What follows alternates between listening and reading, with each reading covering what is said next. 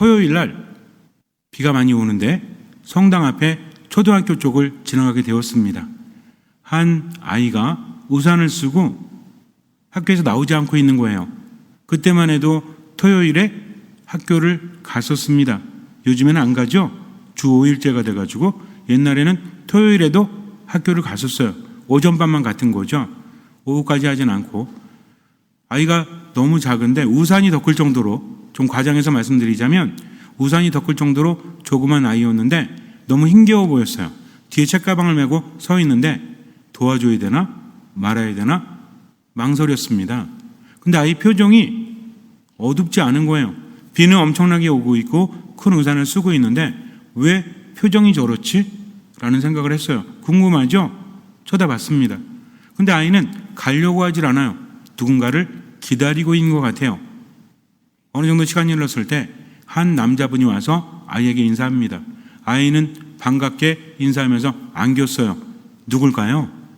아빠였어요. 아빠한테 안기더니 말해요. 아빠 오늘은 뭐 먹어? 오늘은 떡볶이 먹을까? 좋아 라고 말합니다. 잠깐의 대화였지만 그것을 들으면서 제가 추정할 수 있었던 것은 아마도 비가 오는 날은 아빠가 데리러 오는 것 같아요. 토요일이니까. 그리고 아빠랑 그냥 가지 않고 뭔가를 먹는 것 같아요. 그러니까 물은 거죠. 아빠 오늘은 뭐 먹을까? 즉 비는 오고 있었지만 아이는 즐거웠던 거죠. 왜 그렇습니까? 비가 오기 때문에. 비가 오면 나는 잠이 와. 잠이 오면 나는 잠을 자. 무슨 노래인지 아세요? 비가 오면 나는 잠이 와. 이 노래 아세요? 옛날에 전 맨날 궁금했어요. 저게 도대체 뭘 말하는 노래일까? 어쨌든 남녀 둘이서 부르는데 비가 왔기 때문에 좋은 게 아니죠. 왜 좋아요? 아빠가 올 것이기 때문입니다. 인생이라는 게 이래요. 정말 힘들다라고 여기지만 변수 하나만 있다면 그 인생은 바뀔 수 있다는 거죠. 우리는 모든 것들이 바뀌길 바랍니다. 그래서 인생이 힘들어지는 거예요. 모든 것이 바뀌길 바라니까 뭘 느껴요? 바라면서도 절망을 느끼는 거죠. 왜? 안 바뀔 테니까. 그래서 어떻습니까? 자포자기합니다. 아무것도 하지 않는다는 거죠. 하느님께 기도하면서도 스스로 믿음을 갖지 못해요. 하느님께 간절히 기도만 한다고 해서 믿음이 있는 것이 아닙니다. 믿음에는 무엇이 따라야 돼요? 행동이, 실천이 따라야 되는데 이 내용을 깊이 묵상하셔야 돼요. 단순히 계명만 지키는 것이 실천이요 행동이 아닙니다. 넓게 보셔야 한다는 거죠.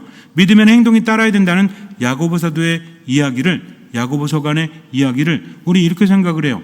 내가 성경을 통해서 뭔가를 배우고 하나님을 통해서 뭔가를 배웠다면 그것을 실천해야만 믿음이 힘이 있는 거다. 그러다 보니까 뭘 생각해요? 계명을 생각하죠. 하지만 그것이 아닙니다. 믿음은 어디서 온다고 했죠? 들음에서 온다고 했습니다. 들음은 그리스도의 말씀으로 이루어진다. 믿음이라는 것은 계명만을 이야기하는 것이 아니라 믿음은 무엇입니까? 그분의 말씀을 듣는 거죠. 뭐라고 하십니까?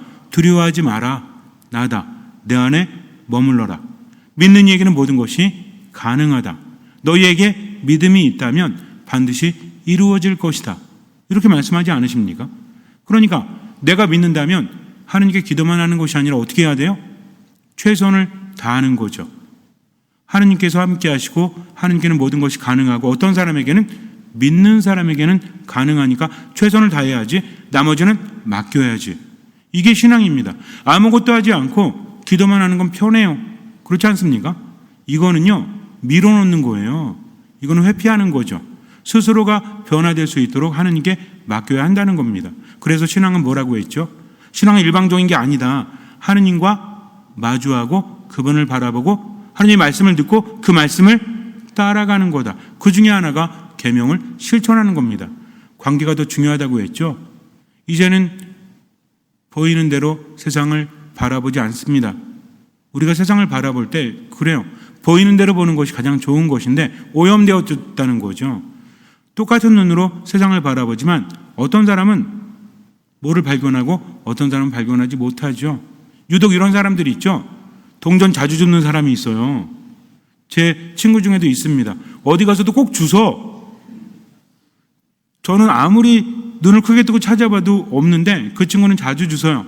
그럼 왜 그럴까요? 모르죠. 왜 그런지는. 많은 사람들이 지나가는데 다른 사람들은 보지 못했는데 그 친구는 봐요. 뭐를? 돈에 대한 감각이 뛰어난가라는 생각을 합니다. 우리도 마찬가지예요. 늘 보는 것만 보죠. 익숙하니까. 이게 문제라는 겁니다. 익숙하니까 바뀌지 않는 거죠. 세상을 바라보면서도 하나님의 눈으로 바라보기보다는 내 감정대로, 내 경험대로 바라보니까 바뀌지 않는 겁니다. 믿음이라는 것은 새로운 눈으로 세상을 바라보는 거죠. 물론 하느님께서 개입하셔서 기적을 일으키셔야 되겠지만 나 또한 변화될 수 있도록 맡겨야 됩니다. 보는 것이 달라져야 돼요. 듣는 것이 달라져야 돼요. 가끔 그런 질문 하시는 분들이 있어요. 신부님 어떻게 변화해야 됩니까? 변화하고 싶은데 참 힘들어요. 그래요. 어떤 게 변화되는 거죠? 보는 게 변화되면 돼요. 듣는 게 변화되면 돼요. 그러면 생각이 바뀌고 느낌이 바뀔 수 있기 때문입니다. 더 깊이 바라보는 거죠. 뭐 하라고 했죠? 생각이 아닌 묵상을 해라. 누구와 함께? 하느님과 함께. 저 인간이 왜 저럴까? 저 인간은 나만 보면 저래 라고 판단하지 말고 어떻게 해라? 하느님, 저 사람이 왜 저럴까요? 저는 어떻게 해야 될까요? 하면 그때부터 바뀝니까? 안 바뀝니까? 처음에는 안 바뀌어요. 그런데 계속하면 바뀌어요. 어린아이와 어른의 차이가 뭔지 알아요? 아이는 하라고 하면 합니다. 별 생각 안 해요. 하라고 하니까 하는 거죠. 자, 박수 준비 안 하시잖아요. 애들은 박수 준비 그럼 어떻게 하는지 아세요? 야 그래요. 박수 3번 시작. 짝짝짝. 어른들 해볼까요? 박수 준비. 야. 박수 3번 시작. 박수 5번 시작. 박수 17번 시작. 어떻게 할 건데 이거? 애들은요 어떻게 하는지 아세요? 이렇게 해요. 5번 나눠서 합니다.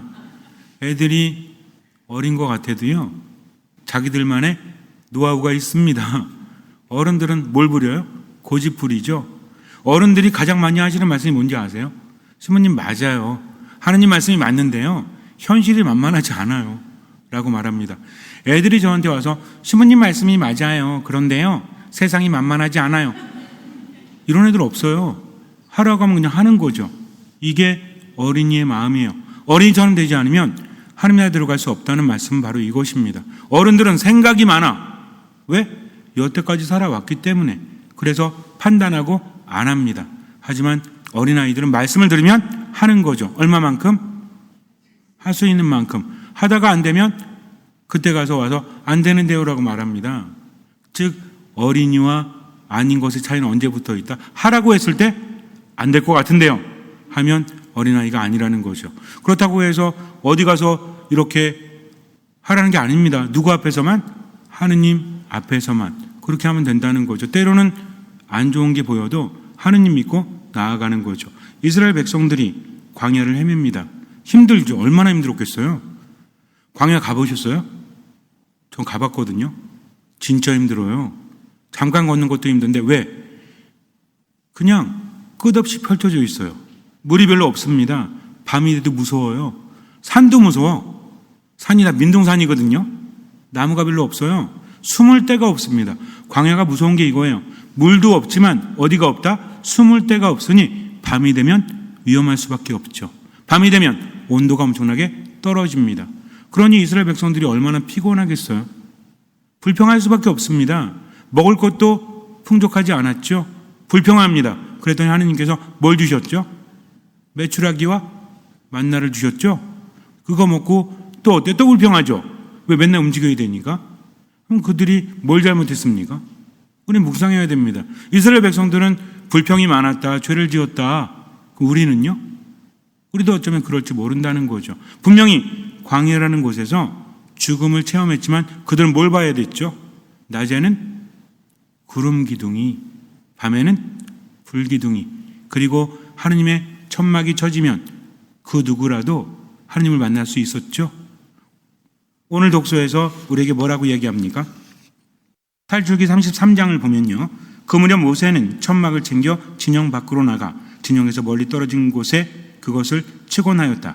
모세는 그것을 만남의 천막이라고 불렀다. 어떤 천막? 만남의 천막이죠. 그럼 누가 만나는 거야? 고속도로 가다가 만남의 광장?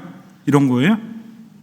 주님을 찾을 일이 생기면 누구든지 진영 밖에 있는 만남의 천막으로 갔다. 즉 주님을 만날 수 있었다는 거죠. 비록 힘들고 괴롭고 고생하지만 누가 함께 하셨다? 하느님께서 함께 하셨다. 생각해 보세요. 낮에는 구름 기둥이 앞서갑니다. 기적이잖아요. 밤에는 불 기둥이 앞서갑니다.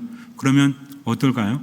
마치 비가 오지만 아빠가 오는 것을 아는 소녀가 행복하게 기다렸듯이 마찬가지죠. 하지만 그것을 바라보지 못했다는 거죠. 왜 그렇습니까?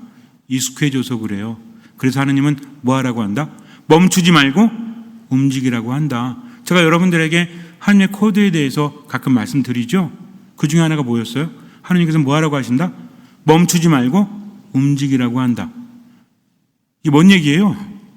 현실에 안주하지 마라. 판단하지 말고 누구의 뜻에 따라? 하나님의 뜻에 따라 움직이라는 거죠. 아브라함도 그랬죠? 100살 넘어가지고 아니 제가 이 나이가 몇인데 어떻게 움직입니까? 라고 합니까? 그렇지 않은 거죠. 이삭을 제물로 바치라고 하니까 어땠어요? 이해할 수 없지만 하나님의 뜻이니까 어쩔 수 없이 하죠. 이게 믿음이에요. 믿음이라는 것은 주님 제가 이렇습니다 라고 하는 것이 아니라 말씀하셨으니 따르겠습니다 하고 뭘 다하는 거예요? 최선을 다하는 거죠. 누구처럼? 어린이처럼. 이것이 믿음이다. 여러분들 어떠십니까? 성당에 와서 죽상을 쓰면서 힘들어 죽겠습니다 하면서 불평만 하고 계시다면 그건 진정한 기도가 아니에요. 그럼에도 불구하고 새로 볼 수 있도록 하느님 할게요. 자신 없지만 제가 너무 우울하지만 힘내볼게요 하면서 얼마만큼? 할 수 있는 만큼 나머지는 맡기는 거죠.